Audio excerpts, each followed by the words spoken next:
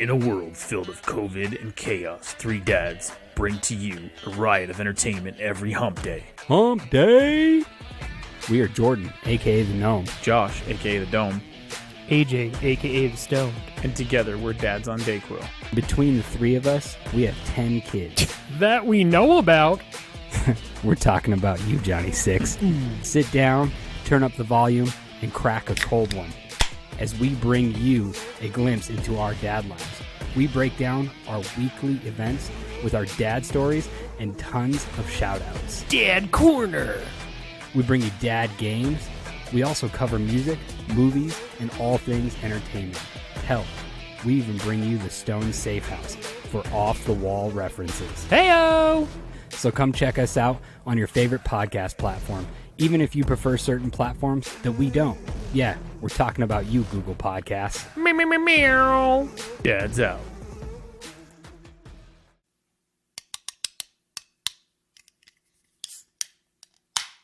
I legit don't know if I've ever seen you with your hat off, and I'm super, feel like there's a glitch in the Matrix right now. Yeah, you don't know what I look like without a hat, huh? Okay, anyways, moving on. I have antlers. I have antlers. Welcome to Dad's on Dayquill. I have derailed Tabooze. Fucking up all our shit. At least you didn't bring virtual herpes.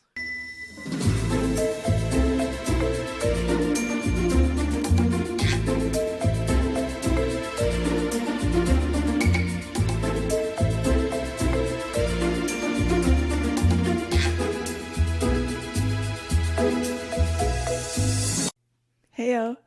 Hi. How goes it? It goes. How goes it for you? It goes. It feels like the longest week ever. Oh my god, I actually had the day off today, and let me tell you, it worked fucking wonders. For what? Just in general. The universe was really amazing today, and I think it's because I took the day off. Excellent. I'm glad you clarified. It worked fucking wonders. Just the world was a good place today. How was your day? Long. Very long. I'm sorry. It is what it is. Work was just work. But speaking of work, now that it's been announced at work, can we talk about work? We can after Maple's done drinking from the water bowl. Oh, come on, Mapes. But I was so thirsty. This sounded like a good time. I just need refreshments. You guys ain't busy. Y'all ain't doing nothing. She was trying to get a literal kernel of dog food earlier, like one kernel, and getting under all these cables and shit to get to it. And I was like, dude, this is desperate. This is not necessary, Maple.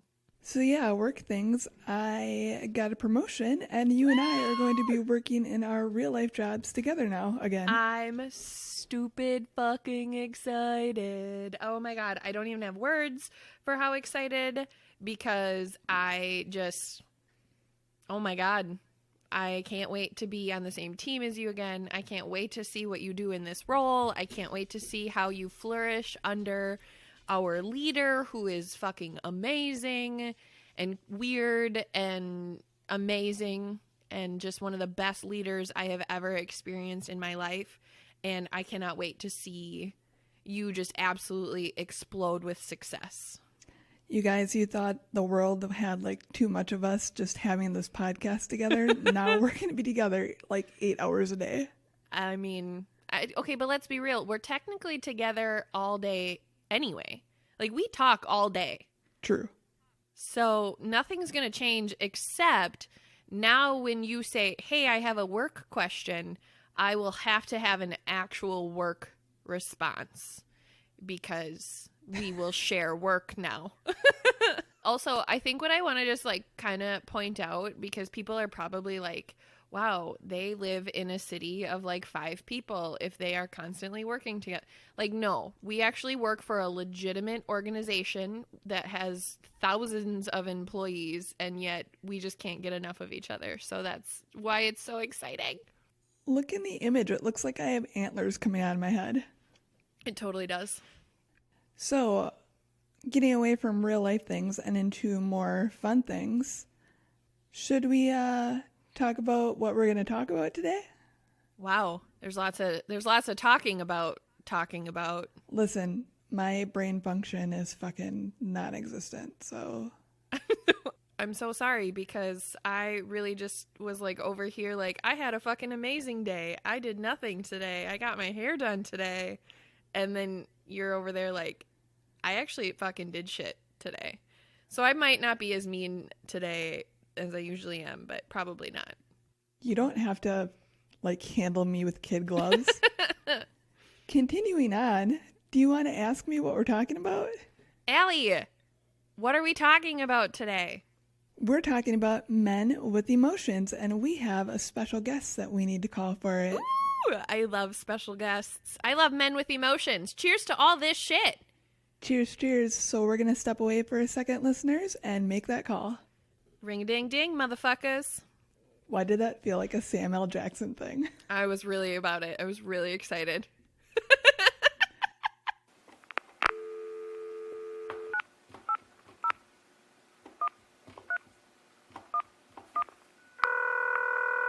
Hello, special guest. Sup, bruh? Is this thing on? Is it? What? It's been so long since we've talked, ladies. I've missed you terribly. Actually, in all honesty, hold on, I gotta crack this beer. It's a little bit of Dad's on Dayquill. Okay. I feel like this week back to work has been 8 weeks long, and I haven't had a vacation in 4 years. So. Oh, God, I feel that. And you just had a 2-week vacation. Mm-hmm. Yeah, it's been that bad. Oh, hang on. Let's be real here, though. New baby is no vacation. That's true. No, it was a blast. The vacation was a blast. Being off and being with the baby was a blast. That's a good point. Fuck work. Fuck work. Fuck adulting. Very true. Overrated. Damn paycheck. On that note, first off, you did a great segue for drinks, but first, I would love for you to introduce yourself and all the things that you're a part of. Yeah, everybody needs to know who you are. Yeah, as because- of right now, you don't have a name. And we don't You mean talk these about... motherfuckers don't know who I am? We talk about the three of you collectively, not the three of you individually. So, Okay. the floor is yours, Your Highness. Okay. Hold on. Speaking of Your Highness, Crystal Bar, I love you. Oh, Just so you fuck know. off. You beat me to it. I did it. I am Jordan, the gnome from Dad's on Dayquill.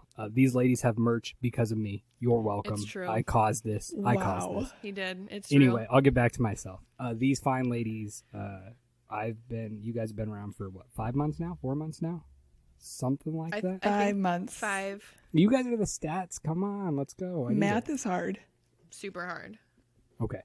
So whenever you guys have been around, I've been following, we've been talking, we've grown a friendship. You were on Dad's on Dayquill with Josh and I Fuck yeah. on our New Year's Eve, and we had a blast. But we are Dad's on Dayquill. We give everybody a break on hump day on Wednesdays from this fucked up world as if 2021's any better. Check mark. It's not. We're already starting that hot shit right I now. really just want to return this year. Like, I don't have a receipt, but, like, I'm within the 90-day window. I should be able to return this shit. Yeah. It's clearly defective. I thought what I posted was witty as fuck, and I wanted to pat myself on the back for it because it took me a day to think of. So Can you tell me what you're talking about? I posted that I felt like, what was it, yesterday? No, 2 days ago. I felt like that was 2020's version of like a hidden trailer at the end of a movie, or like the hidden clip. Yes. The End of after credits. Yes, Yeah. I did see that. I totally did see that. Yes. But yeah, you can come check us out. We are on Dad's on Dayquill. We are on all major and minor podcast platforms. And Google Apple. platform. And I was getting there, trust me. Oh yeah, I was getting there. Apple, iTunes, whatever those kids call it, Spotify, Google Podcasts, which can go fuck itself up its own ass. Any of them. But you can come check us out. We're fun. We talk about, it's me, Josh, and AJ. We have 10 kids between the three of us. We talk about dad stories. We talk about just about everything. I feel like it's weird saying this to you ladies because I know you listen religiously. But for the listeners out there, if you want some comedy relief in the fucked up world, come see us on Wednesdays. We'd love to have you. For real, Dad's on Dayquill is the shit. It is my Wednesday pick-me-up, 100%.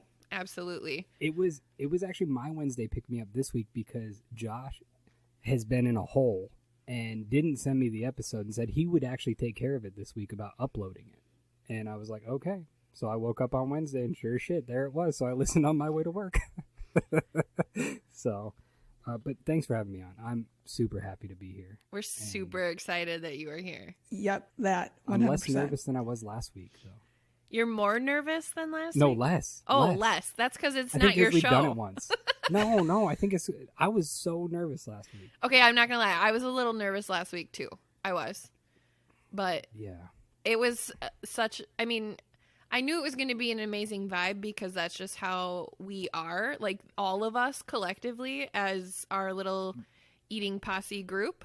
Yes, that is our group name. It's my favorite. And I don't know. It was nerve-wracking, I think, just to finally have that moment of collaboration because we've been talking about it for so long, and then like there it was, and We all had high standards for it. and it exceeded, with the exception of now I definitely have internet herpes, and I'm super pissed about it because this shit is uncomfortable. All of my internet will shut down, and I'm just like, what the fuck? And there's no Z-Pack for this. Like, I called AT&T, and they're like, well, we don't have antibiotics. And I was like, what the fuck? No. The only thing slower than the COVID vaccine process is going to be Josh's herpes, Valtrex. So, yes. So you cracked a beer earlier. What are you drinking, Jordan? I am drinking, and I do not believe anybody listening could probably get this. So I apologize. But if you ever come down to good old boy Kingman, Arizona, I am drinking, this is Rickety Cricket. It is a brewery here in town. I like the name. That can looks fucking awesome. Yeah. So, sorry, there we go. Okay, so they make a bunch of different beers, and they started canning them. I feel like and they most are available breweries do local. that. Yeah. Logical. Logical, right? Sell your beer. But maybe you could see it one day, but it's called Rickety Cricket Brewing, and this is called the White Wedding. And would you even like me to give you a description? 'Cause Fuck they have it yeah. written on here. I want Okay. that. So it says, put on your running shoes, ditch the ceremony, and go straight to the after party. White Wedding will sweep you off your feet with its malty wheat, easy medium body, and oat notes. A little bit of bitterness help the white chocolate tones, and sweetness really stand out. It's always a nice day for a white wedding. So, Huh. Oh, yes. it's pretty good. It's pretty good. What is it an espresso beer? No, it's a white chocolate Porter? wheat. Mm-mm. Yeah, because he said oak too, right? Yeah. No, it's a lighter beer. I do have a porter from them as well in the fridge, but I chose this one tonight because the porter's like 8%. So I wanted to be alive for an hour. So okay, is it a blonde? I wish I could pour some of this out. It's a Just pour a it into wheat. your mouth and we'll watch. Okay. Oh, that looks blondish. Yep. Hold on, wait. That was impressive. Who's the one that always asks about the bourbon? Oh, that's actually Kelly. Shout out to Kel, who listens to you guys all the time. That's for you. That's for you, baby. Kel has her own burp now. Okay. I apologize. I had to do that on your show. So, yeah. Anyway, what are you guys drinking? Allie girl, you go first. I just have the remainder of my Flat Top Hills Sauvignon Blanc that I got like 6 weeks ago and still haven't finished, so I wanted to get it out of my fridge. Is it flat as fuck now? It's white wine. Oh, I forgot that Why does it look green? Is it just the glass? it is. It's a blue glass. Okay. Yeah. There we go. For all of you people that can see that over this hearing.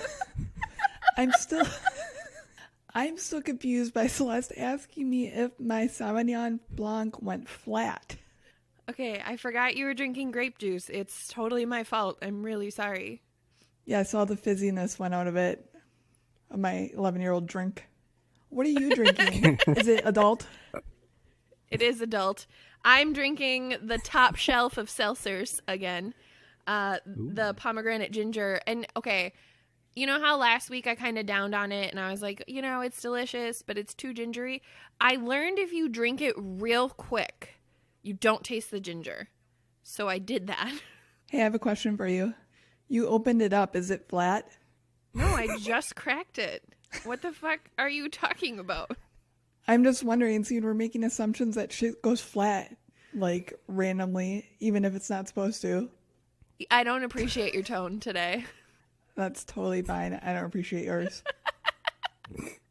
Can I tell a quick story about wine real quick? I would love to hear Yes. your story, Jordan. I'm not trying to That take was it over. no, I'm that was sorry, such a Allie. dad moment. That was such a dad moment to just step in between us and be like, story time. So the type of wine that Allie is drinking brought me to my memory bank, and I was 20, and it was the very first time I went out with a drug rep and went to a steakhouse, and there was a bunch of different. I work for an ophthalmology office. I manage an eye clinic, so if you don't know what ophthalmology is, it's medicine, eyeballs, cataract surgery, stuff like that. Anyway, we went to this really fancy steakhouse. Yes, Allie? I'm laughing because you said with a drug rep, and then you didn't. You just now. And then you went to explained why You eyeballs. were going out with a drug rep, but had everybody's like to. drug rep. What? Yeah, like, you know, Like Al the, Capone style. That's exactly where my brain went, and I know what you do. Okay, so I went to this fancy steakhouse, and I was having a beer, and the rep, I actually still talk to this guy. He's a really cool guy. He lives in Phoenix, and he was like, hey, have you ever had wine? And I was like, fuck no, I haven't had wine. I'm a guy. And he goes, you need to try some wine. So I had some Sauvignon Blanc. I had to call for a ride that night because I didn't know what moderation was with wine because I'd never had it. Fucked up. Wine will fuck Yep. your shit. I had to call my sideways. grandma for a ride. That Yeah, is it was bad. I amazing. love that. I love It was that. bad. For real though, wine will fucking fuck your shit sideways. Yeah, I know that now. Oh my god. Yeah. And Yeah, wine anyway, hangovers sorry. are like the worst. Tony, if you're listening right now, I'm sure that you are highly appreciating this section. He is a wine representative here in Wisconsin. Shout out to Tony. Love you. Yep. My favorite thing now when I take my wife out for like birthday dinners, we get wine. And they always give it to me because I'm the guy, right? Like I'm supposed to know what to do. So I swish it around and smell it like I know what I'm doing. And I always look up and say, yeah, this one's good. It's like, it's your cheapest fucking bottle. Of course it's good. Whatever. Mm-hmm. This barefoot, I'll take it. Yeah. No, it's actually Boone's Farm. Oh yeah, you're right. I'm sorry. I didn't mean to insult your taste.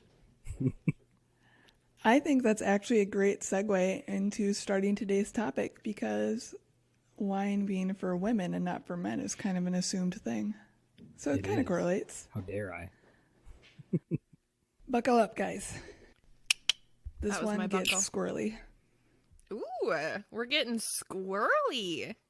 So I do have several quotes along the way, but in general, my research came from Reddit, Good Men Project, the Chicago Tribune, APA.org, greatergoodberkeley.edu, and artofmanliness.com. So I want to start this out with a few sayings. Man up. Be a man. Boys don't cry. You hit like a girl. Don't be a pussy. Nut up. Oh, nut up. Yeah, I didn't even have that one. I just want to say that that kind of shit needs to die. Like, Agreed. it just does. But we'll dive into why. So I wanted to kind of start this out with an explanation of manliness, according to the Good Men Project. And Jordan, feel free to chime in here anytime.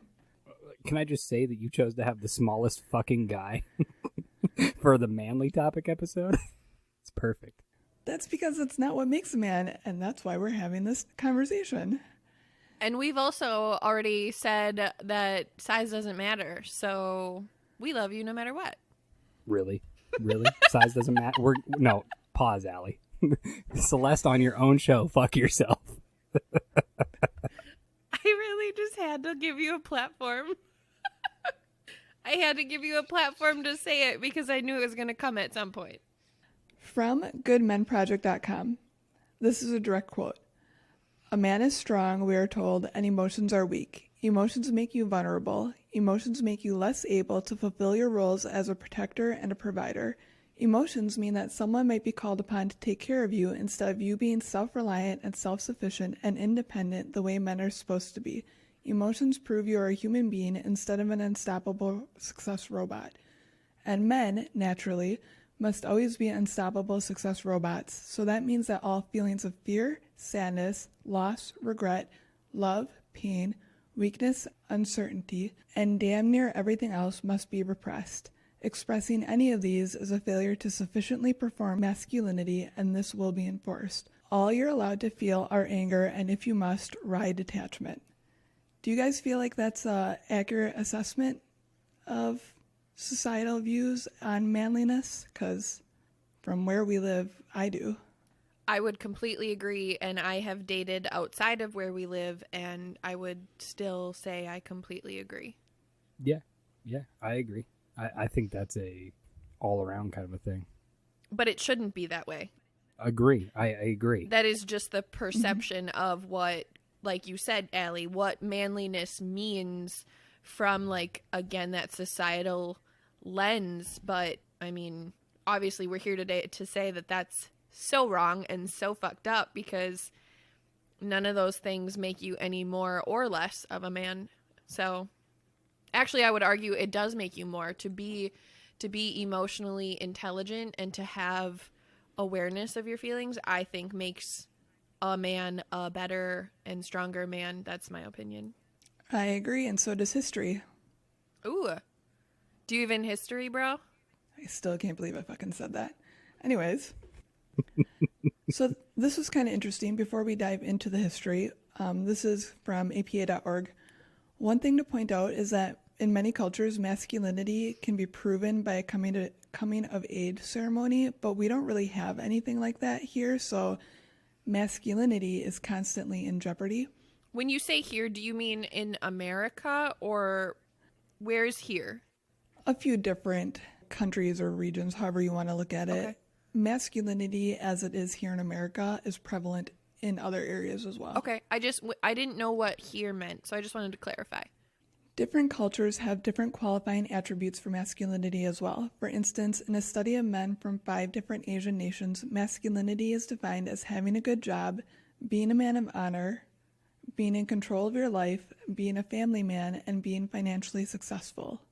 Notice there's no, like, power display there. Do you know what I mean? Yeah, there's no alpha complex in any of those items that are saying that you should be accomplishing these check marks to be considered a successful man. And, like, sexual prowess was actually, like, on the very bottom of the radar there, too. I was going to say, when you were listing those off, I was like, wait a second, this actually sounds legit. Like, that sounds like how I base my life, you know? Yeah. I mean, like, all of that. So, some history. Turn to page 666, please. Hail Satine. Hail Satine.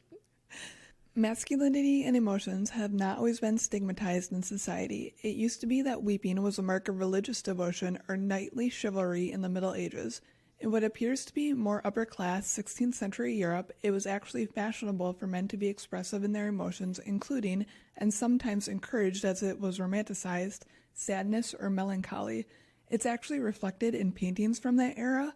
Like, if you look at paintings from that era, guys look introspective or sad or, like, pondering, thoughtful, not, we're gonna go rip some fucking heads off of some warrior, like, tribe. This is Sparta. In early modern Britain, masculinity was based more around a range of virtues, some being ones that are still prevalent today, like strength and bravery, but also honesty and self-sufficiency being prevalent as well. Eventually, in the late 17th century, politeness and self-restraint became just as important. A well-viewed man was to be courteous to others and to talk out their problems versus lashing out in anger or rowdiness. They were also to be sensible, which is not what we think it is. It actually means in touch with their emotions. It's not necessarily outlined if these expectations were transferred into a working class definition of masculinity, as the formality of it was more lax. So upper class was expected to have more politeness and expressiveness and not outbursts, not displays of, I don't even know what I'm looking for here. Aggression? Yeah, aggression or like volatility. Posturing. Posturing is what I'm looking for. I imagine when you say that, like standing up straight. I just immediately fixed my shoulders. I think of like roosters, you know, like they're like, fuck yeah. Yes. Charles Dickens even once noted that he invariably began to cry whenever anybody on the stage forgives an enemy or gives away a pocketbook. I don't know what that means, but I would also cry if people were giving away money and it wasn't to me, so. Yeah, I'll take some pocketbooks. However, by the 19th century, shedding tears became more female-centric. Did it explain why? Like, why did that stigma come up? Yep, we'll get there. But I found that whole thing super interesting because I never knew that.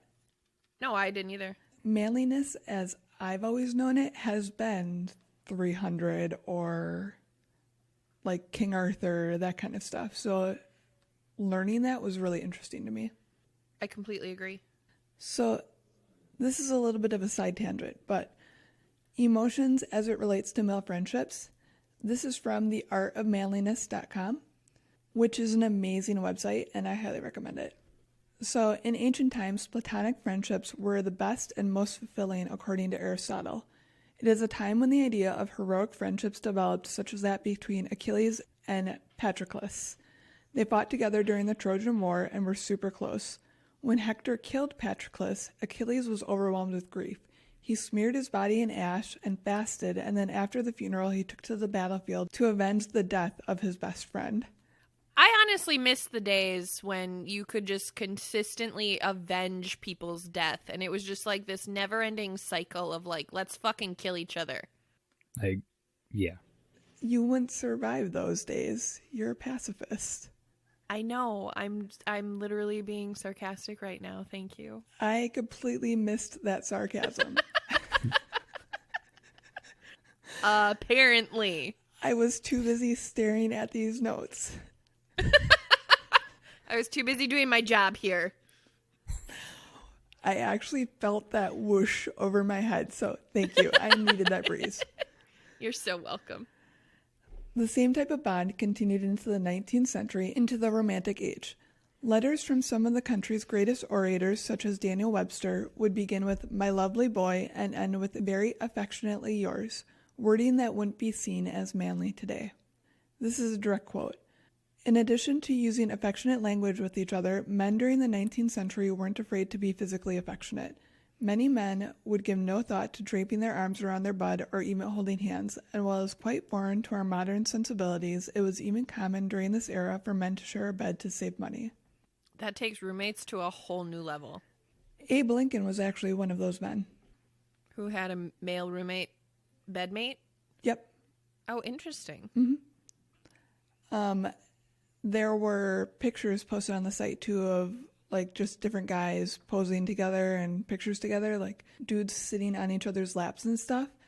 And today it would be seen like they were lovers, but that's not the case. They just had close relationships and weren't afraid to be affectionate because society didn't label it. There wasn't like this, there wasn't a vibe, you know what I mean? Which is actually the next point. I think that's really fascinating because, I mean, even hearing you say that and the mental image that I get, I have zero issue with it, right? Like, I'm here for it. And yet at the same time, I can't picture that imagery in a platonic manner. And that's not me saying that it's a masculine thing or a non-masculine thing, but I literally can't fathom that imagery in a platonic way. Yeah, I get what you mean.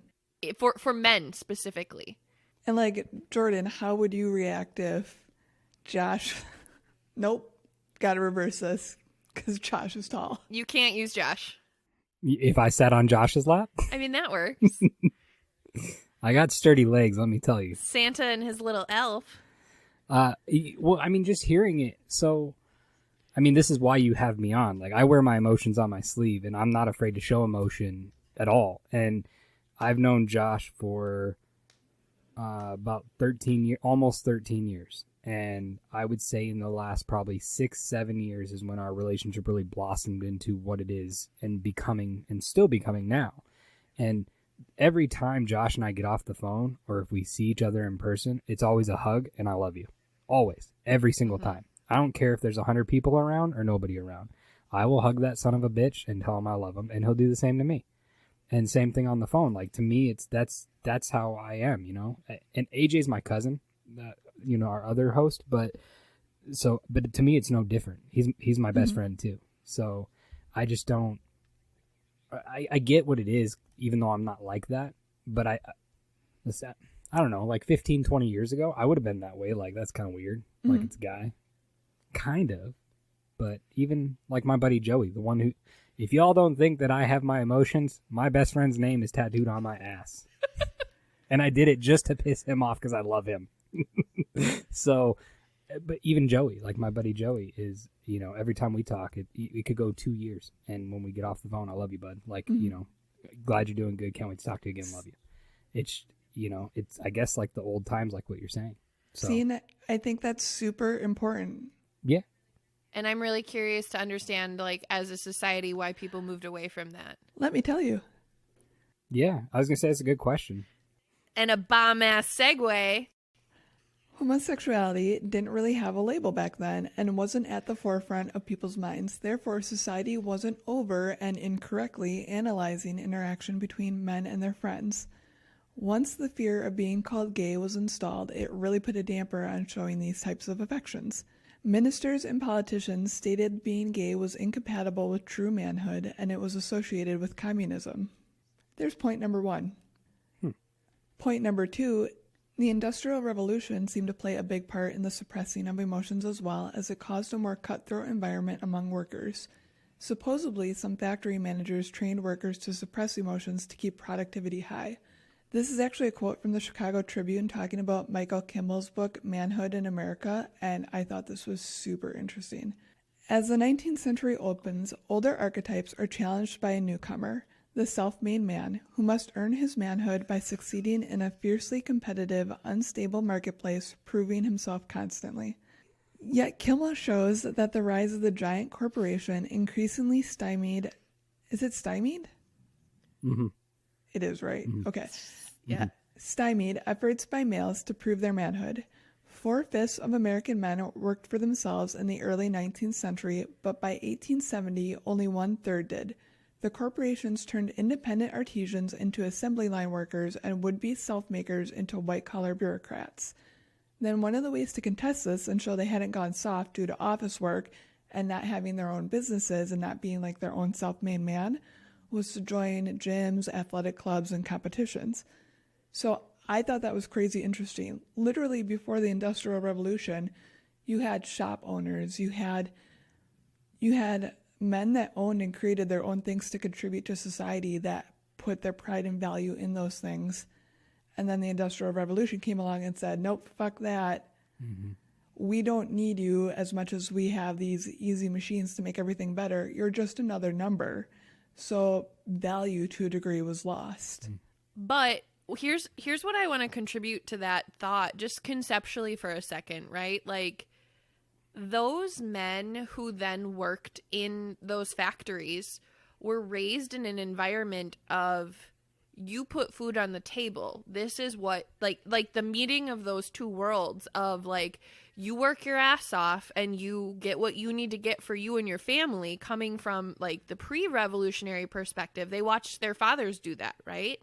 And they took all that hard work into this cutthroat environment. I mean, every single person I have ever talked to who worked in factories, like, back in the day, those men are hard fucking men, like hard men. So I think that's really interesting that, like, they were instilled in the good attributes of, like, work hard, take pride in what you do, right? All of those things that came from founding your own business, and that being kind of like what stamped you a successful man, meets the toxicity of, okay, but you have to be a cookie cutter version of a successful man, which means productivity and you're just a number. And, like, I just think that those two concepts together, I have a very specific image of that man in my mind. Yeah, I get what you mean. It strips away there were some things gained from it, but I feel like it stripped away self-worth more than anything, and there was a gap to be filled.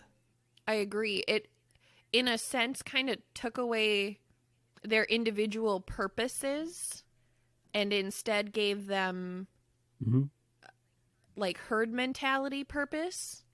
And in men who were raised to be prideful of the work they do and what they have, herd mentality purpose would be a really hard pill to swallow.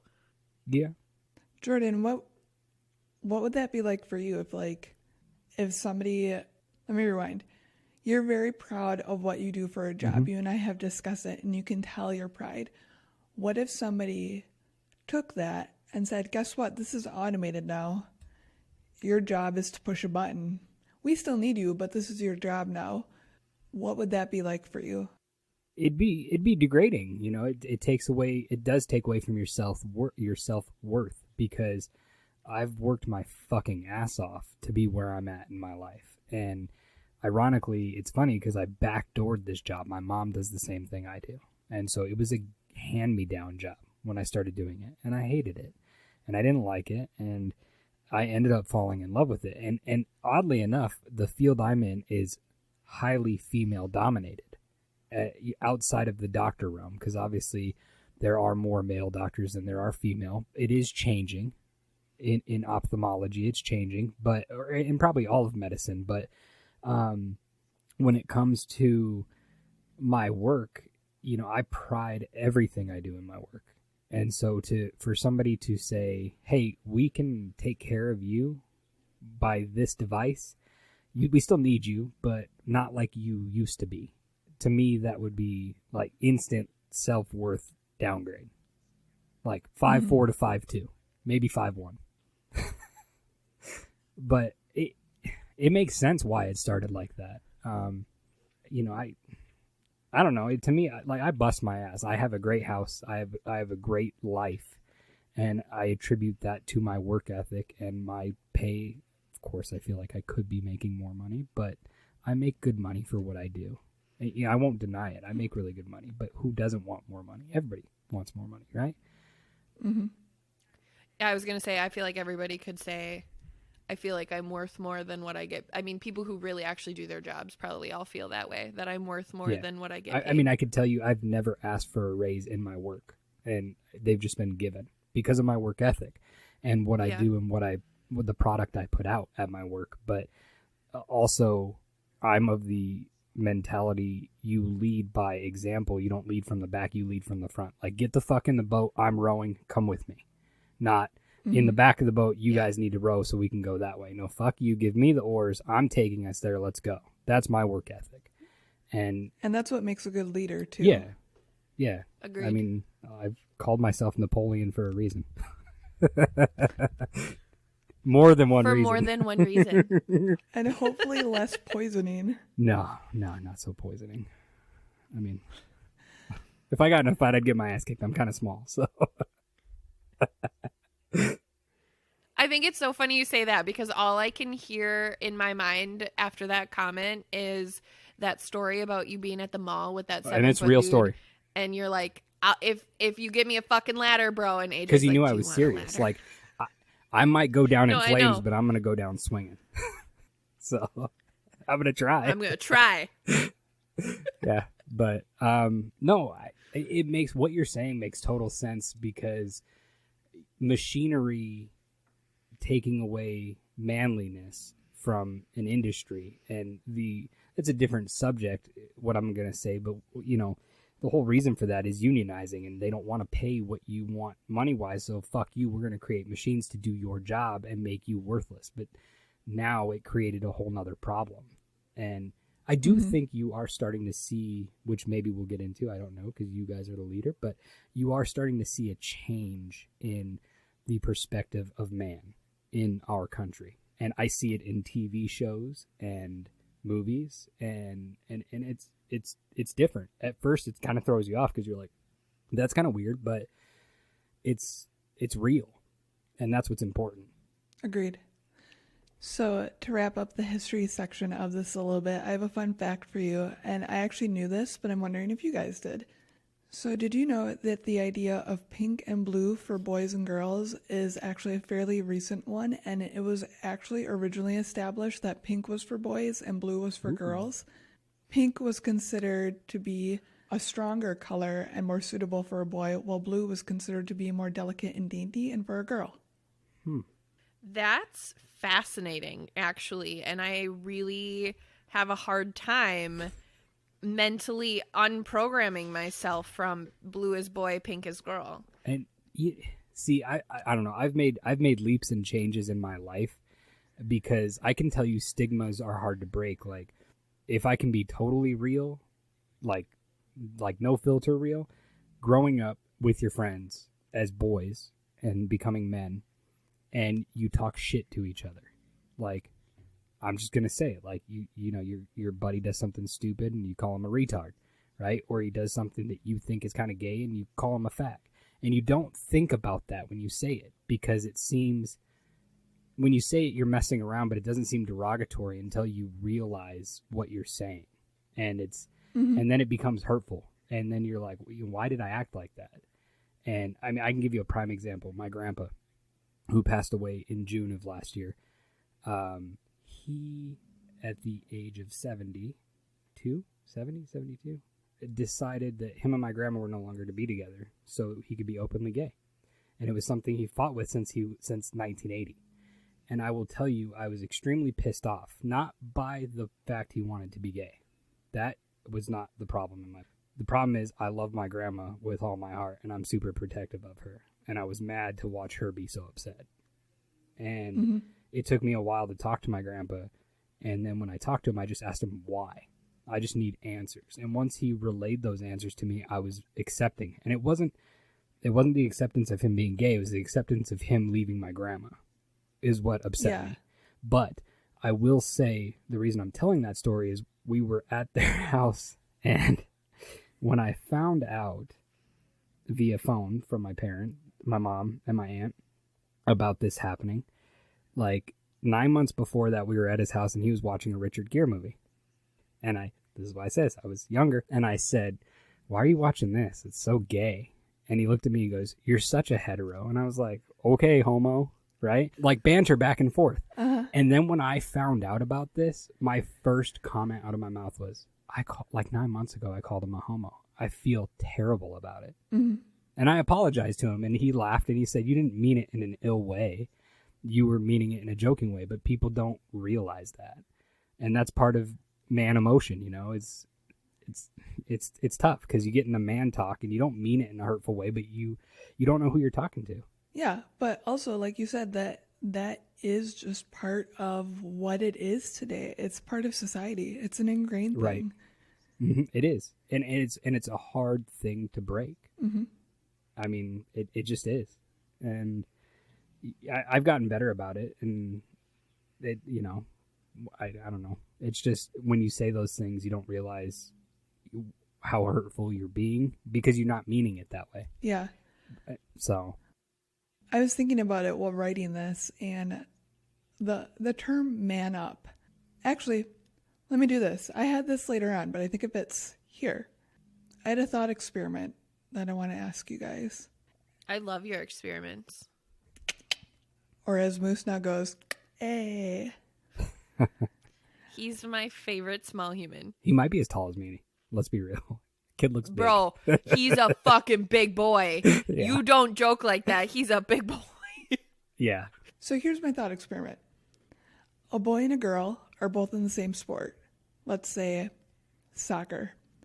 They take a cleat to the knee, and it's pretty disastrous. It's super skinned up, bleeding everywhere, but doesn't need stitches. It can be treated on the side. Celeste is about to vomit. I think Jordan is too. No, I'm just trying to help my comment because we're talking about manliness in soccer. I just can't say it. Dude, my middle brother is a great soccer player, and honestly, like... He's one of my favorite dudes. I'm not even going to lie. He is one of my favorite dudes. I'm pretty sure he can bench press me at this point. Not that that's what manliness is, but... I love soccer. I just... The southern region of the world will fall down if the blade of grass is too tall. And that's where I make fun of soccer. So back to this atrocious bleeding thing. So basically, Elias's knee a few weeks ago with his hoverboard. From the hoverboard, yes. Okay, here we go. Which of the two is going to receive a more sympathetic reaction? What's the girl going to get, and what's the boy going to get?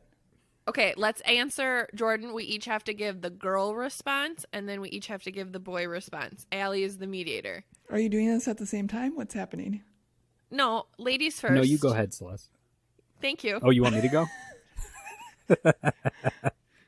Go ahead. So I think that the answer for the girl would be, let's get you an ice pack. Let's call your mom.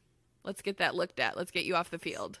Your turn, Pops. Oh, and I'm going from the guy perspective? No, you have to answer for the girls. So I would agree with you, not from my perspective, but from the natural majority perspective, is you're probably going to be more sympathetic to the girl, whereas the boy, you're going to tell him to man up. Like, stop crying, get back out there. Shake it off. Shake it off. Yeah. That's exactly what I was thinking. Shake it off. You'll be fine. It's okay. Get back out there. Whereas the girl probably gets some bench time, some, what am I looking for? Medical attention. Yeah, that's not what I'm looking for, but yeah. Also that. No, but I really think, in my experience in watching high school and college sports, like, the number of dudes that I have seen play through a whole fucking game with a bad fucking limp, or, like, their shit's fucked up. Somebody's battleship got sunk, like, but they're still playing. Like, that they will require medical attention and they will get it, but it is not until after the game. And I feel as though women more often than not would actually be removed from the game, even just temporarily, to get that medical attention and then determine if they can or cannot play. Dudes play through that shit. So here's my question. And part of me is curious if it is maybe going to be your question. But part of me is curious if it's because that's their mentality of, I can't get off the court, I have to finish this game, or if it is the mentality of the coach saying, or whoever saying, you're going to stay on the court, you're going to get through this game, or if it's honestly 50% of both of those things. That is my question. My question is why? Why is that? Why is the treatment different? That was our telepathy right there. It's a good question, because that's not you like the term man up, like we talked about. I never tell my son to man up, and he's in kickboxing and he's in jiu-jitsu, and the girls that are his age beat the shit out of him. They are tough girls, right? But I've actually from COVID, I now don't go to class because they request that the kids go to class and the parents stay outside of it, and I love it because I'm one of those parents that would be a bad influence, and bad influence on my son, because he gets nervous when I'm around and he thrives when I'm not around because he doesn't want to disappoint me. But what I would say is to toughen up. I don't say man up, I say toughen up, because he just needs to toughen up.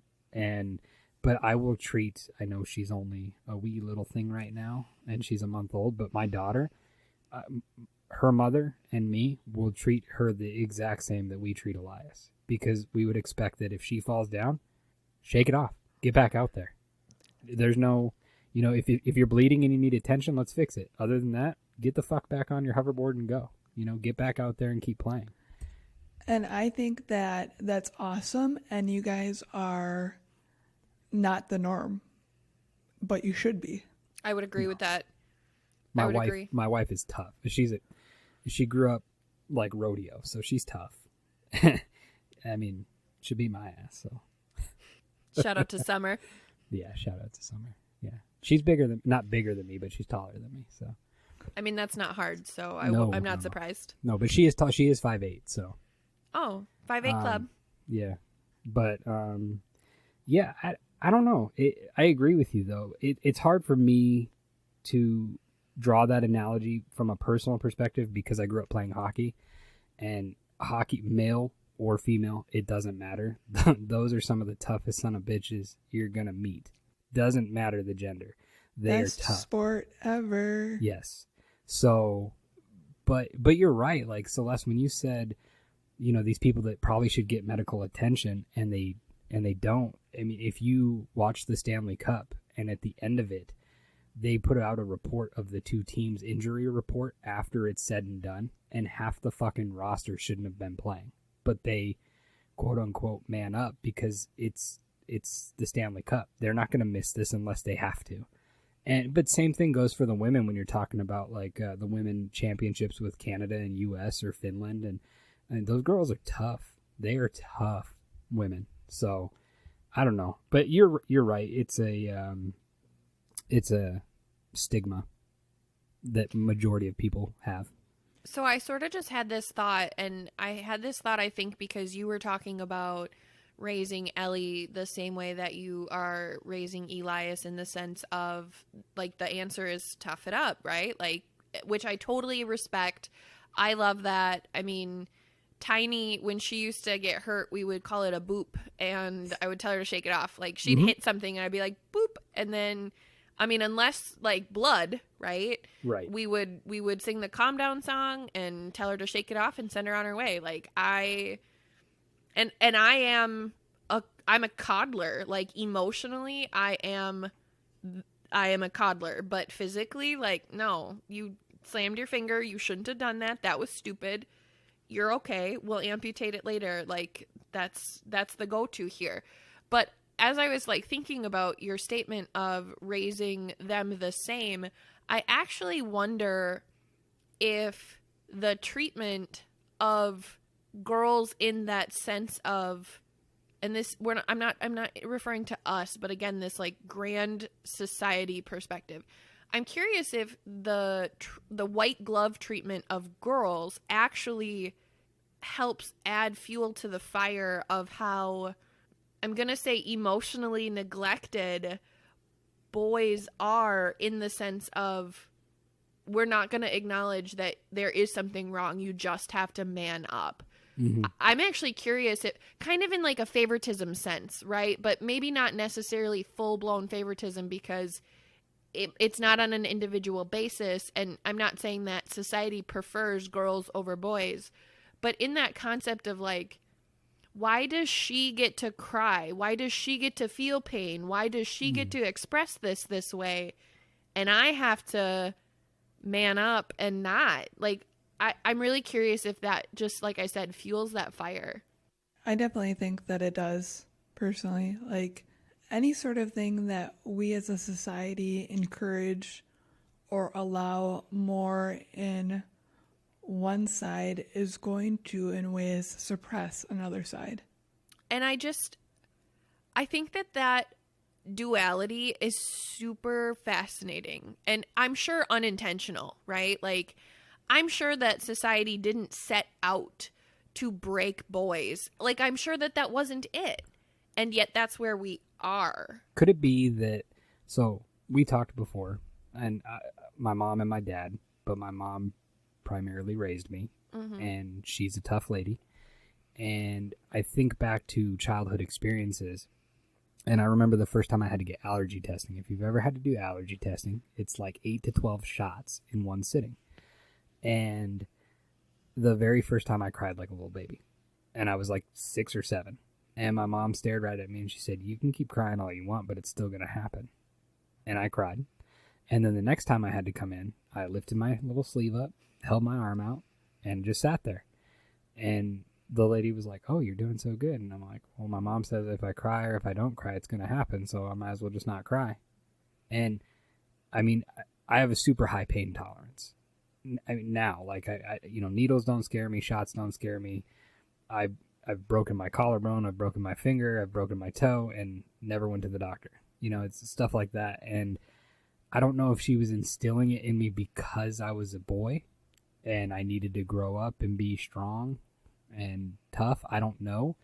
But, I mean, if you think about the society timeline, that would make sense, because still at that time, the man was the primary source of responsibility for a household. And so you need to be tough. Maybe, or it's just because my mom was tough and she wanted me to be tough. I don't know. But I guess I'd also question, like, you're an only child. If you had a sister, would your mom have been the same way with your sister? Like, and that's obviously a hypothetical because we don't Right. know, but I really would be curious, and I don't doubt that she would have been the same, but that's a real thing. I mean, not even the difference of siblings in gender. I mean, parents parent siblings differently regardless of same-sex gender siblings or not, but in this conversation, I would be very curious if you had a sister who had to get allergy testing, if that would have been your mom's reaction also. Yeah, maybe. I mean, that's the problem, is it's a hypothetical because you really don't know. Yeah. And I mean, like, the only example I can really draw, which doesn't really count either, is Josh. The Rosenturd girls are tough as fucking nails, but Josh and I are a lot alike. And he treats his girls the same way that he treats his son. And they're all fucking tough little sons of bitches. So, but he's different. Him and I are a lot alike. I mean, yeah, we might be like 6 inches height difference, but we're a lot alike. And he was an only child raised by a strong female, like we've talked about on our episode.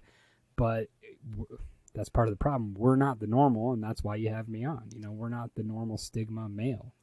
And I do think it's changing, though. I mean, you see the world, and I mean, not even just the United States, but the whole world, but mainly the United States, because that's where we live in, and that's where all of this stems from, is our thought process, because other countries are not the same as us.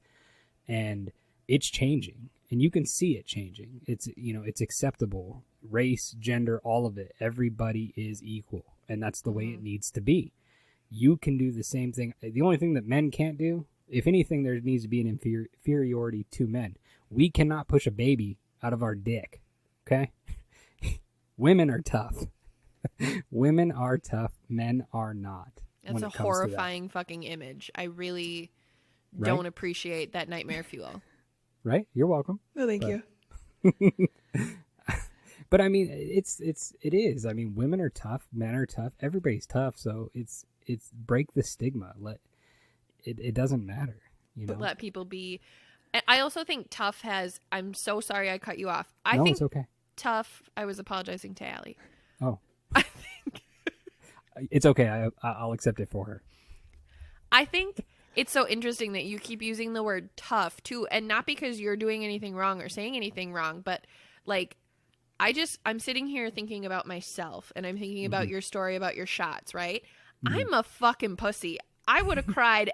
I would have cried sitting in that room at the thought that there were needles near me. Okay. Yeah. Like, okay, but I am emotionally a tough motherfucker. I am. I emotionally and mentally, I'm one of the toughest people I know, and I take deep pride in that because I have seen some shit, and I'm still here trying to do good for the world, right? So tough, as it relates to men or women, is such an objective and irresponsible word to use in labeling people because we are so different. Our strengths are so different. And just because you're tough physically doesn't make me any less tough just because I'm emotionally tough.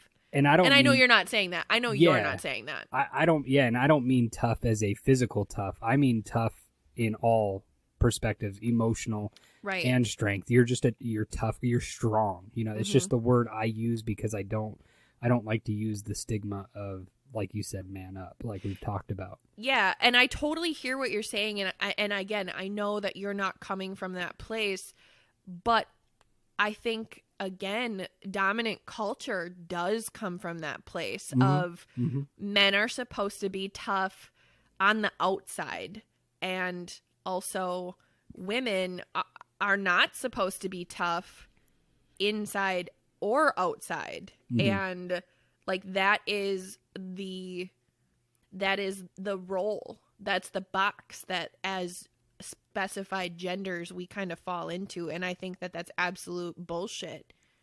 But here's the thing.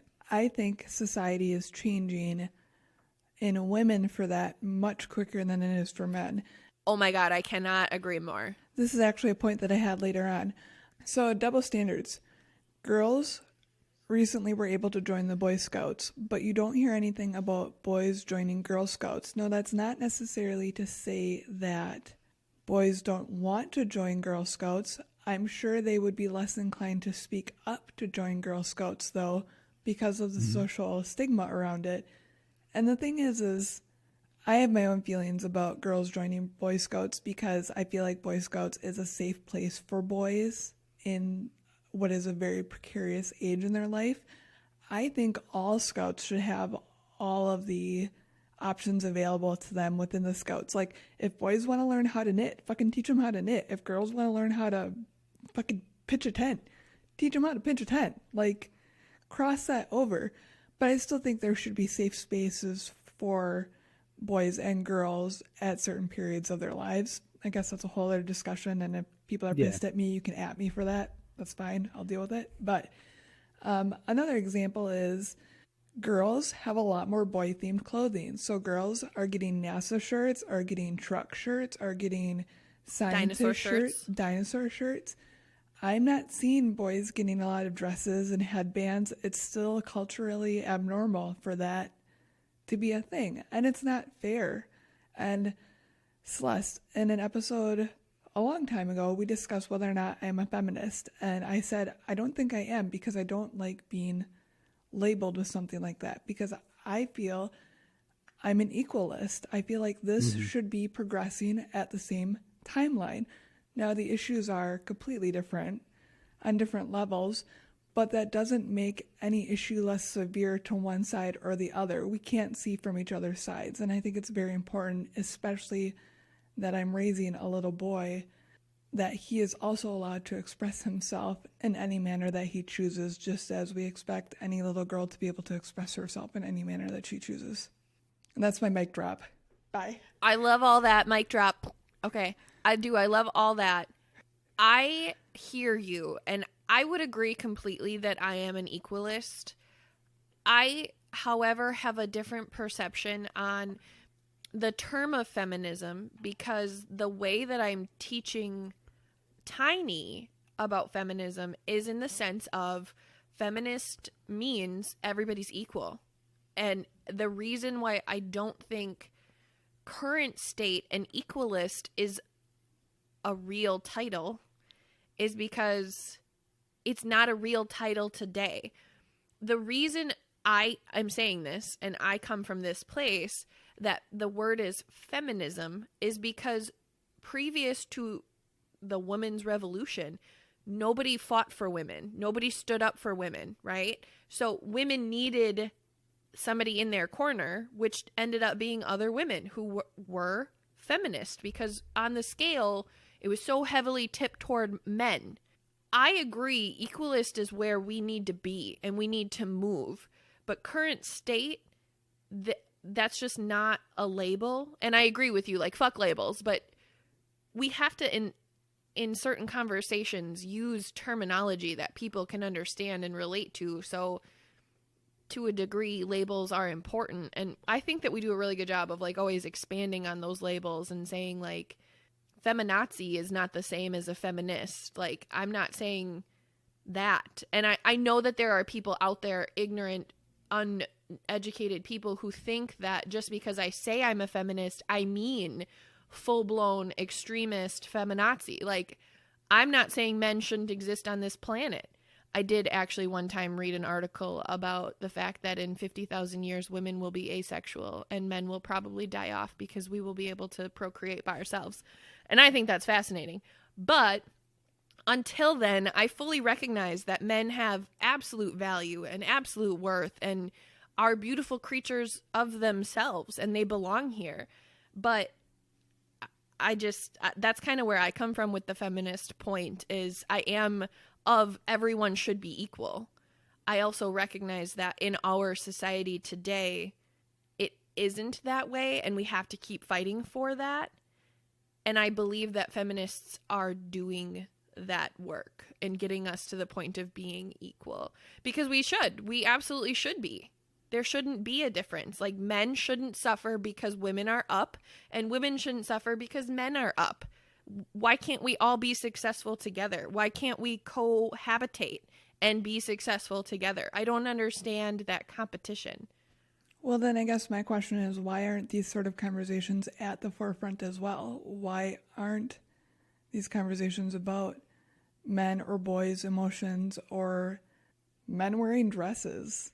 I mean, the Harry Styles thing with Candace Owens just popped up, and that's actually Fuck one of my Candace examples. Owens. I fucking hate Candace Owens. Also, dear listeners, if you didn't catch that Celeste comment about women becoming asexual was dripped in sarcasm, you can at her as well. It wasn't dripped in sarcasm at all. I legitimately read that fucking article. I'm not fucking kidding about that. I read this article. Women are going to turn into snails and make their own babies. I believe that. I'm talking about the fact that you want it to happen. Dear God, I'm trying to save you. Please take the life raft. In 50,000 years, I'm not ready to procreate by myself. I love dick. I need men in my world, okay? I'm not saying on a 6'2" that. body. It must be on a 6'2" minimum height requirement, yes. But I'm just saying, I'm not in the position of let's exile men. I'm not in that position at all. I did find that research, and I had to share it because it seemed like the appropriate time to do it. Jordan, please stop our ranting and do something. I'm just going to say that I'm living 50,000 years ahead of time because what you're saying is men will start to shrink and become hobbit-like in the weird homes. I'm already there. So I'm living 50,000 years in the future. Get the fuck on my level, folks. Oh my God. Welcome to Tabooze. I think I'm actually turning away from my male perspective because I've been on the shelf for like 8 weeks. So I don't know what to do anymore. I've become asexual. I'm gonna make Shout my out, own my baby. wife had a baby, and we're still waiting for the okay. So that's what I'm talking about. I think to your question of why aren't people acknowledging the boy perspective or healthy, functioning, emotionally intelligent and capable men. Okay, I want to go back to that piece in that question. And I'm not saying anybody's doing it right or wrong. I'm not saying that, but I think that this is the perspective purely on the gender scale. Okay, we're going to eliminate race. We're going to eliminate creed. We're going to eliminate all of that.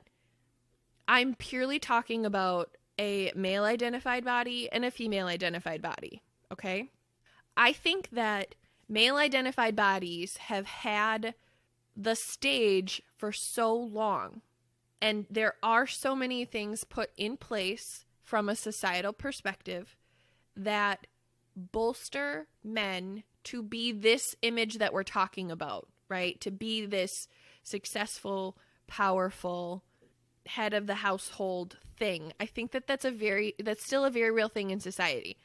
And I think that the focus is to empower women to get that playing field level. I think that a lot of societal perspective relates those concepts purely to adults.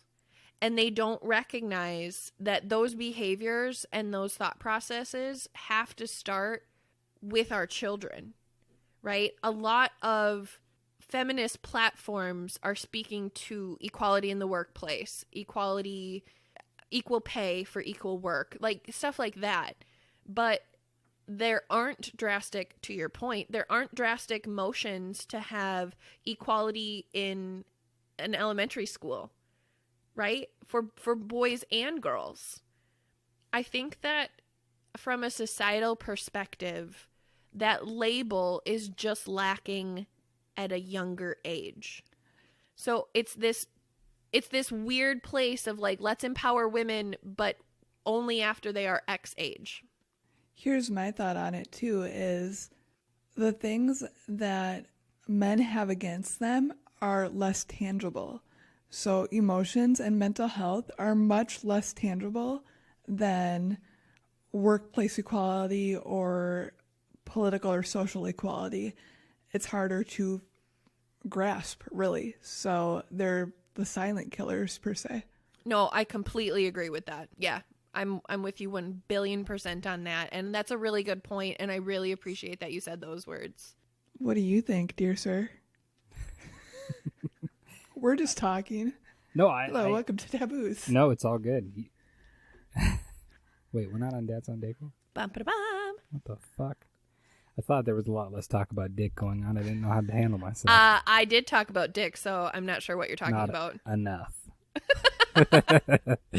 That's because there's only one between the three of us. How big is it? I love that you just did that math. I love that you just did that math. My wife's purse is not in here. It's we're all equal right now. It's I thought that was Axel. just for You guys didn't balls. know he was here? No, it's dick and balls. Summer's a bad That's another bitch. stigma that needs to be broken.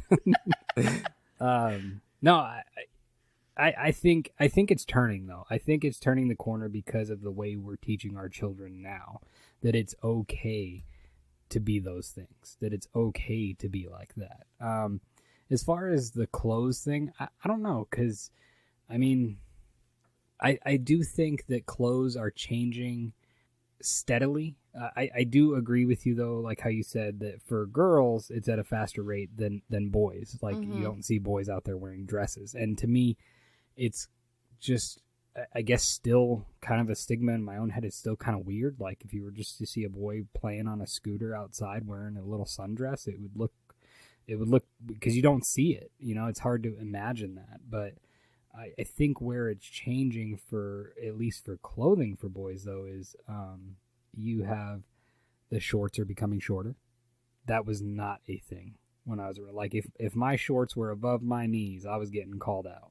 Like, and that's different now. You see these guys with these high thigh shorts and colorful shirts and bright so it is changing. It's just I don't know. It's a tough stigma to break, and the equality in workplaces is a tough stigma to break. And I mean, I've heard doctors, bitch about,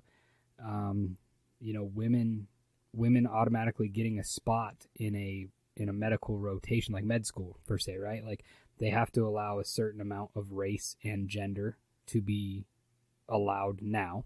Whereas back in the day, it was probably like 98% white males is what it was. But now it's different. And I've heard doctors in the past bitch that, women get the spot and then they're going to go have kids. And because they've dealt with this before, it's still a bad stigma to have, but I've heard it, that, oh, this lady gets their spot, so this guy doesn't get it. Doesn't matter what the race is, just a guy, right? But she's going to have a kid and then never come back to work. And then that's bullshit. And it's like, well, that might be bullshit, but she's still deserving just as the guy was to have the spot. Did she pass the test to get there? Yes. Okay. Then why couldn't she get the spot? And that's, I don't know. It's tough because we're still dealing with a lot of old school mentality. I mean, shit, if you guys were to come to the town that Josh and I live in, it is starting to change, but it's still a good old boy kind of a town. And it's tough sometimes. I hear patients at work and some of the conversations you hear, it's like, what the fuck is wrong with you? I had that today. Oh my God, I had that today. But these are people that might be 70, 80 years old, so they are living in a different generation than the current generation, and they don't know how to accept it, and they just don't. Mm-hmm. But I think it just rests on our shoulders of teaching our kids equality in every category. Race, gender, doesn't matter. You're a person, and that's it. Yep. Period. That's the only. I'm looking at you as a person, and that's it. Mm-hmm. So I actually have a question, because I know that I'm imagining this conversation in my mind with the type of man that I have dated before, right? Which is not the type of man that you are, height or not height. Like, that's not even the part that I'm talking about. No, I got you. But if I were to say to you this scenario of tomorrow, Elias came to you and said, Dad, I found this dress that I love that I want to wear. Like I need this dress. This dress would make me feel whole. What would be your reaction to that? What would be your reaction to that? What would be your response to that? Like, I'm genuinely asking you. I'm throwing that at you right now. It's a great question. I wear it. Fuck it. Put it on. I mean, I've criticized that. Dude, this kid will wear currently. I mean, we're in Arizona. It's not that cold, right? But he will go outside wearing shorts and a hoodie, because he's that kind of kid, with, I'm not kidding, shamrock socks that go up to his knee that his Nana bought him for St. Patty's Day. And I'm like, Elias, what are you wearing? And it's not that it's a bad thing. It's just you look like a goofball. You know, you like, what? They're comfortable. Okay, then wear them. You know, whatever, wear it. And the problem is, you know, if he went outside, like, hey, I want this dress. Okay, put on that dress. Go for it. You know, yeah, he'll probably go outside and get made fun of. Like, honestly, it might happen. But that's if he wants it, go for it. Yeah. And honestly, I think that's really important for our male listeners to hear, though, and to, like, dear listeners, ask yourself that question, male or female. Ask yourself, if your son approached you tomorrow and was like, I want to wear a dress. This dress makes me feel like myself. And that's not even saying that they're questioning their identity or anything like that, just in the sense of, I'm a little boy who is interested in wearing this dress. How would you react as a parent? I mean, I know my answer. I know Allie's answer. Be but who I think you want to be. Exactly. But I think hearing it from you, Jordan, will really mean something to our male listeners in relating to, this isn't just something that Allie and I are saying because that's just how we are. Like, I think hearing it from a male's perspective is super important.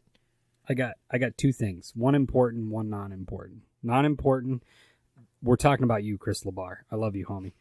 Number two, which is actually number one, more important. So my son's, one of his favorite colors is purple.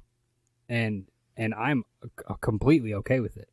And I think where it stemmed from was Fortnite, because when they had that galaxy purple thing going on. Mm-hmm. And he wanted to paint part of his room purple.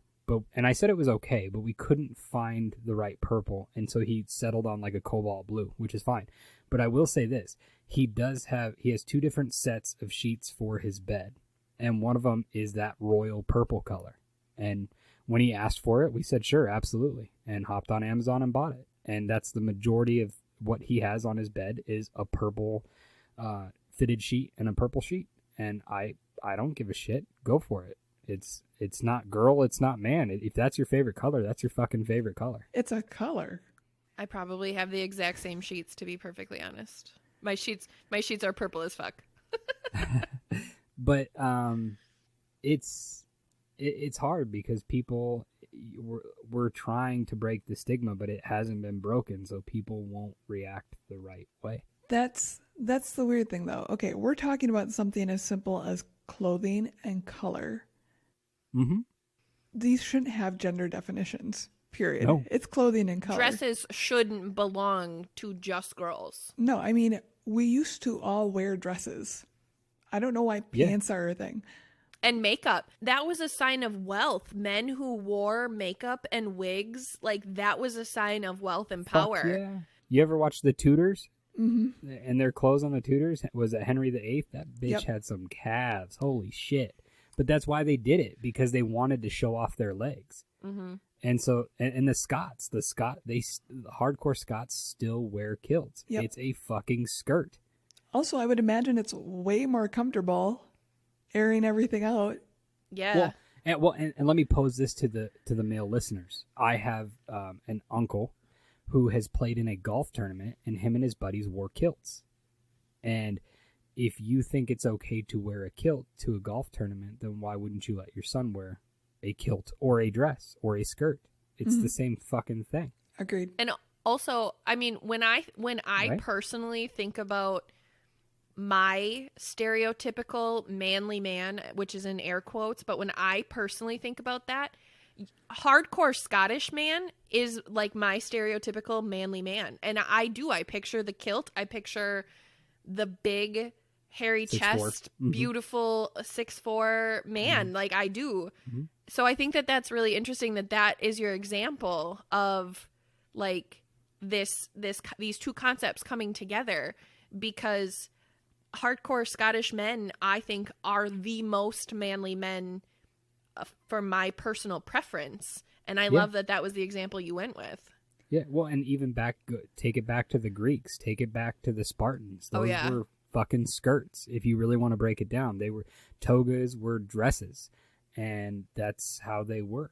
And the evolution of clothes changed, and I mean now you have a woman can wear a power suit, but you're not gonna fucking see a man wear a dress.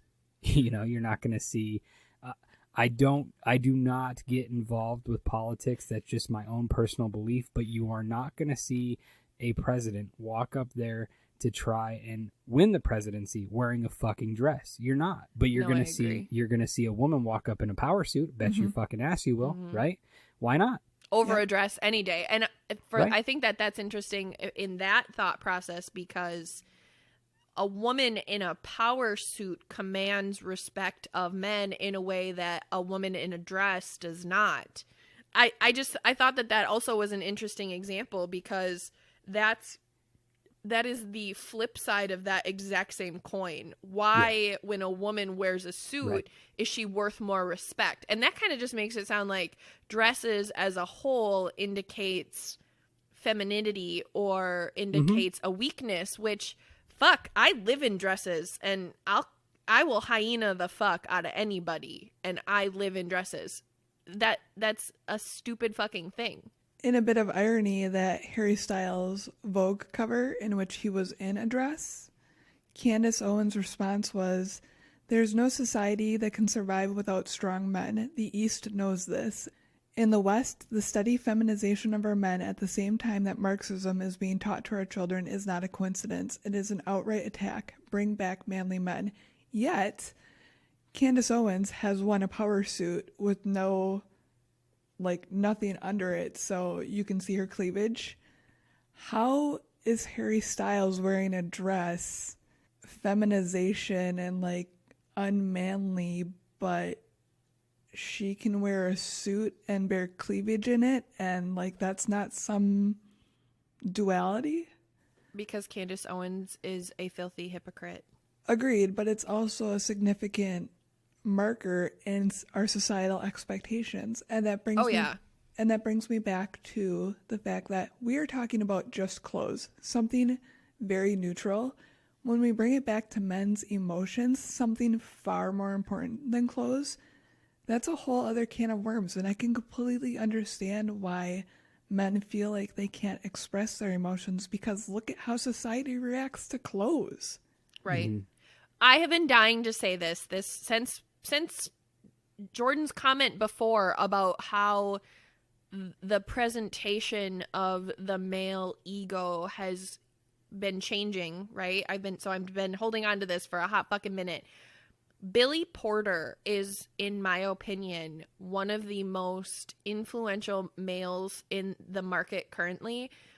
That's really, in my opinion, is the perfect blend of extremely masculine while still being completely in touch with this perspective.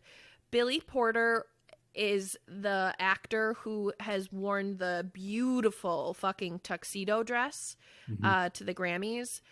I would fucking kill for that dress. I literally would kill for that dress with the tie and everything. Such a beautiful man that is so empowered in the way he presents himself. And he is homosexual, but it doesn't make a difference because he's still incredibly masculine in a lot of different ways. And I just think, for anybody who doesn't know who Billy Porter is, go look at him and his beautiful fucking self, because in my opinion, he is the perfect embodiment of exactly what we're trying to talk about our society needs to get to, right? Appreciating all that is amazing and beautiful and powerful about a man, while also appreciating everything that is amazing and powerful and beautiful about a woman in one human being. That equalist perspective, I believe, is Billy Porter. Well, and like I said earlier, can I talk about TV yet, Allie? Yes. Okay. There's so many rules. Well, you talked about actors, so I was like, is this the chance I get? Do I get the chance? Teacher. So one of my favorite TV shows, and this is where I was talking about earlier, the kind of change of stigma. Have either of you watched Black Sails? No, sir. Okay. Black Sails, if you have Hulu, it is available on Hulu. It's done. It's over with. I think it's 4 seasons. It's a pirate show. It is fan-fucking-tastic. It's basically how Long John Silver became Long John Silver. Ahoy, matey! So, Toby Stevens, have you seen the newer reboot of Lost in Space on Netflix? Yes. He's the dad. That's Toby Stevens. So he plays Captain Flint in Black Sails. Okay. And I guess small spoiler alert if nobody's ever watched it, he is technically a bisexual man in there. And what you said when you see him in the show, he's a fucking man. Like, he's a man, right? You're talking about a captain of a pirate ship, but he actually came as a Brit and converted into being a pirate. And then you get his backstory in there. Small spoilers. Don't worry about it if you're going to watch it. But the point being is, 20 years ago, you wouldn't have seen that on TV. Oh, no. Right? But then you talk about even like the show Spartacus, which was probably 10, 15, 12 years ago. Fantastic fucking show. But sexuality wasn't, there was no dome of sexuality back in those days. It was open. It was open season. Male, female didn't matter. There was no stigma. And at some point, the stigma changed. But now you're starting to see historical shows show that it was okay. Mm-hmm. I mean, in no way, shape, or form, me personally, am I attracted to males outside of Josh. He's so hot, so we can acknowledge that. So, but in no way, shape, or form am I attracted to males. I am strictly only attracted to females, and that's okay. But if you are attracted to males, that's fucking okay too. Mm-hmm. If you're attracted to both, that's also okay too. But it's at some point that changed, but it is changing slowly back. But history takes a long time to make itself when you think about it, right? I mean, yeah. And I would actually also say, kind of like how we were talking about before, it is more, I was thinking about this today, it is more acceptable for women to come out as anything other than straight than I think on a societal view it is for men to come out as anything other than straight. Oh, yeah, definitely. I think that people are more accepting of women, accepting and to a degree understanding of, okay, well, you're just a very compassionate person. That's what you are as a woman. Mm-hmm. You just love everybody. Okay, you go do you, boo-boo. Like, I understand because you're a woman. But then when a man has that experience of, I just love people, I just love everybody, it doesn't matter man or woman, society is like, you're not the caretaker, you're not that's not what you're supposed to be. And I think that's kind of where this conversation started of who gets to define what men get to be, and in whatever sense that means. Just like who gets to decide what women get to be. Nobody. Like, that's on us as individual people to decide what that means to me. What does being a woman mean to me? What does being a man mean to you? And I guess I just really struggle with the fact that society thinks that they have any right to say what that means on a grand scale. Mm-hmm. Yes, I agree with that 100%. I was thinking, though, during that, older examples in Hollywood of men with emotions, and I know you aren't a fan of this movie series, and Celeste, I don't even know if you've ever seen it, but in Lord of the Rings, Sam and Frodo are super emotional, and I'm just saying they fucking defeated Sauron, okay? I'm just not into walking, you know? I'm not into walking. I can walk back and forth in this room for 20 minutes, and that wraps up Lord of the Rings. You're welcome, everybody. Save yourself the time. Thank you, Clerks, too. It's because you got little legs. It's because I got little.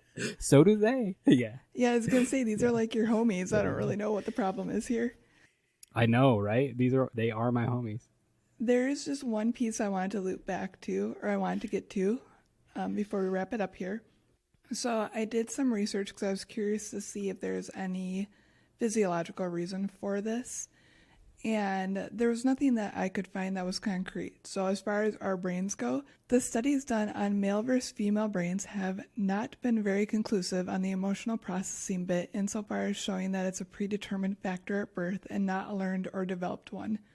From greatergood.berkeley.edu, Studies of infants have shown that neurologically there isn't much difference between boys and girls' capacity for empathy. Yet, according to neuroscientists, because girls are allowed to express their emotions, their ability to identify and understand both their own and others' emotions cultivates their empathetic skills beyond those of boys. I actually visualized the hammer hitting the nail on the head as you said that thought.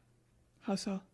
What do you mean? In that girls are allowed to explore their emotional stages, which it's not that girls are made or wired different than boys. That's not what your point was. Your point was girls are allowed to explore that and boys aren't. So girls are more in tune with it on average. I mean, again, obviously not on a singular basis, but on average, girls are more in tune emotionally because they were allowed to study that in themselves. They were allowed to express those emotions, and boys aren't. So it's not that they aren't born that way, it's that they weren't allowed to use that muscle.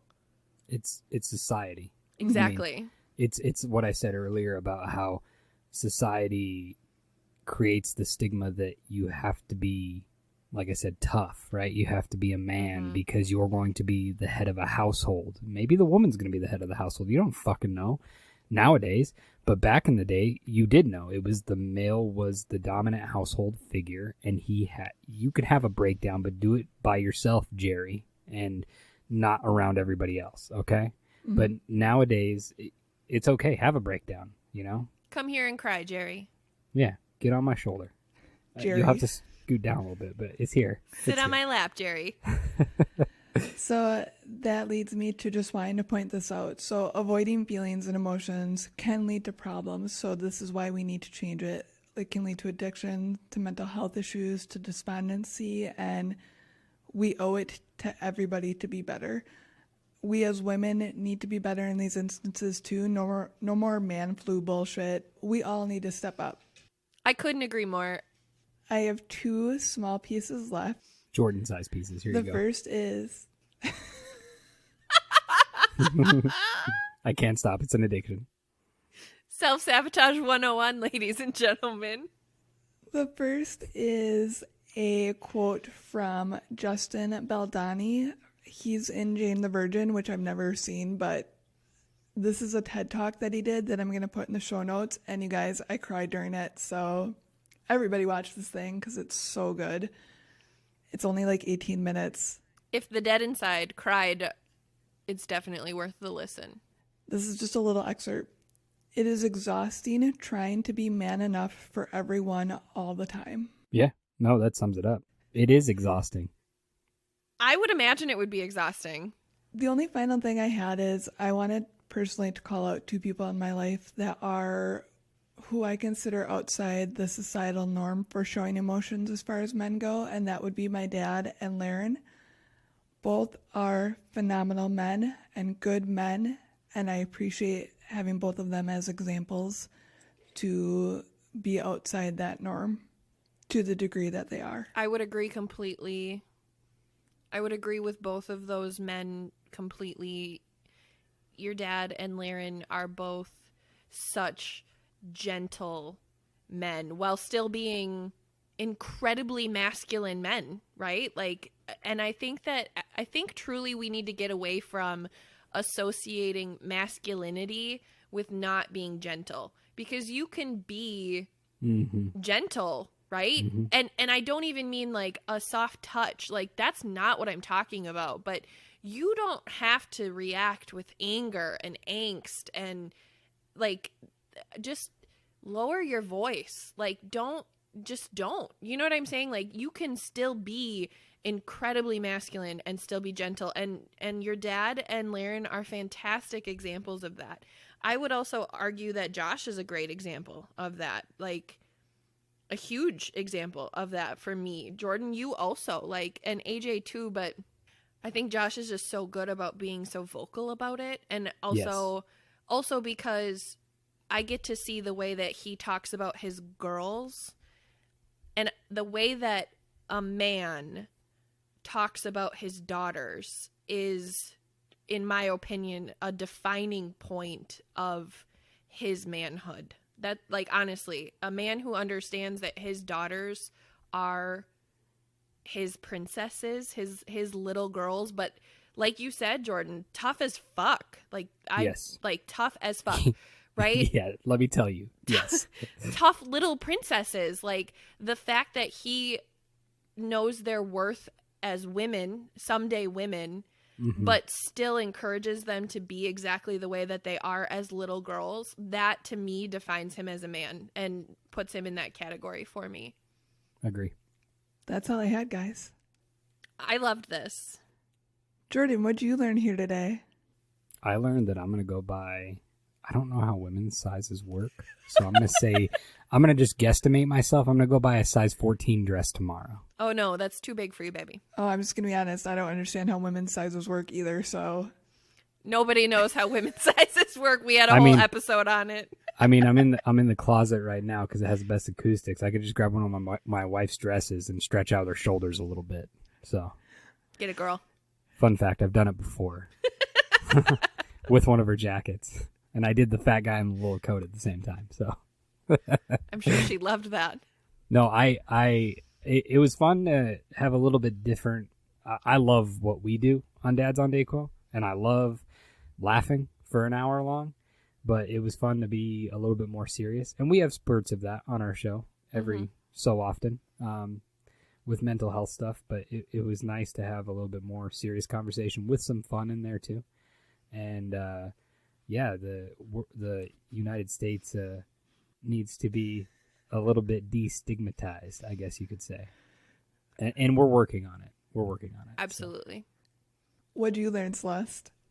I learned that Abraham Lincoln had a bedmate, which really genuinely fucking blew my mind. Like, that, Yeah. The fact that bedmates were a thing, like, that blows my mind. Not because conceptually that's hard to imagine. It's not at all. Like, I'm sure that was incredibly cost effective, but I've never heard of that before. And then to know that this man, right, wrong, or indifferent of how you feel about Abraham Lincoln, is in our country a historically very masculine figure, came from that place of, I had a bedmate. I love that. I'm here for it. I thought that was fascinating. I think the other thing that I learned here is truly just how much I genuinely, maybe not learned, but I really recognized in this conversation how much I appreciate men who have emotional intelligence and who have that gentleness to them, because it's such a beautiful thing, and it's something that men deserve to be able to be, and it's something that women deserve men to be able to be. It's just something that everybody benefits from. And I wish that there were more options and more resources for men who find themselves in a position of being too tough, quote unquote, to work through. I'm going to bring it to like an AA place, but I don't even mean in an addiction way. I just mean, I wish there was some sort of counseling specifically to help men back away from the stigma and move toward this place of equality, of just being able to be healthy emotionally and mentally, not just physically, because that's what's expected of men. I wish that was a thing. Dear listeners, if you're also wishing that, I will put those resources in the show notes because there are such things. Oh, I love this. What did you learn here, Allie girl? I was pretty shocked at the whole men having emotions in the romantic age was highly sought after. That was pretty interesting to me, but also the bedmates thing was really interesting to me. So pretty much the same thing. I also wanted to say that to me, one of the sexiest and most beautiful moments ever is watching Nick interact with Moose. Oh my God, yeah. And having that vulnerability. And I feel like it's just a beautiful thing. And I wish men in society felt like acting like that all around was accepted, because it should be. I agree. Actually, on that thought, there was a dance dad when we were in dance. There was this dance dad, and he is a mechanic, and just being objective, like for me personally and physically, he's like maybe a 5, right? Like he's a good looking dude, but I'm not attracted to him at all. And seeing him interact with his children the way that he does instantly made him a 9 for me. Like seeing, like you hit it dead on. That vulnerability, that here is this dude who is covered in dirt doing one of the more quote unquote masculine jobs that there is, like just filthy, right? And he's on the floor in a dance studio with his daughter tying her ballet slippers. Let me tell you, basement flooded in that moment. And anytime I've ever seen something like that is a basement flooded moment for me, because you're right. That is one of the most sexy attributes of a man, that you can be all big and rough and tough on the outside, but at the same time, you are just gooey on the inside, and soft and gentle and loving, emotionally connected. I think that's so fucking hot. So, point being, and now the title of this episode is Dear Men, Emotions Are Sexy and Fuck Anybody Who Tells You Different. Preach, girl, preach. I like the emotional basement flooding. Oh, that is it. That's the title. It's a gift. It's really Niagara Falls when that shit happens. Shit. So, Jordan, I want to thank you so much for coming on and talking to us about this. We love you so much. It's stupid, actually. Yeah, nice. Feeling's the same. I love being on with you guys. You guys are fantastic. It was amazing. And listeners, go check out Dads on Dayquill. You will not regret it. Absolutely not. If you need a palate cleanser after listening to us, I guarantee you they are the perfect, what am I looking for? That. They're the perfect that. Just go. Do you ever have milk come out of your nose? That's what we are. You're not wrong. It's like hilarious and painful all at the same time. Yep. And real. Do you want to tell our listeners where they can find the lovely dads? Yes, you can find us on Apple. You can find us on Spotify. You can find us on the wonderful Google podcast.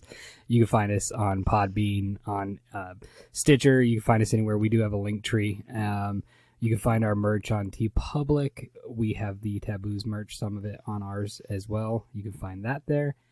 You can find us on Twitter at @DDayquill. I run that fucking nightmare because I'm a hooligan that belongs on Twitter. You can find us on Facebook, Dads on Dayquill podcast. Come interact with us. We have a great time. We just say no politics, no racism. You can go fuck yourself on both those categories. Just come and have fun. So that's our only rules. Other than that, you want to come on there, you have a podcast, you want to come on there and promote your podcast, come on there and fucking promote your podcast. You guys are so fucking good at that. Seriously. I love all your shout out posts where you're just like, hey, whoever comments on this is getting a shout out. So yep, I love that shit. I want to grow, and I want to help everybody else grow. Yeah. 2023 World Tour. So let's go. We're atrocious at it on our actual podcast Twitter because I run it. It's okay.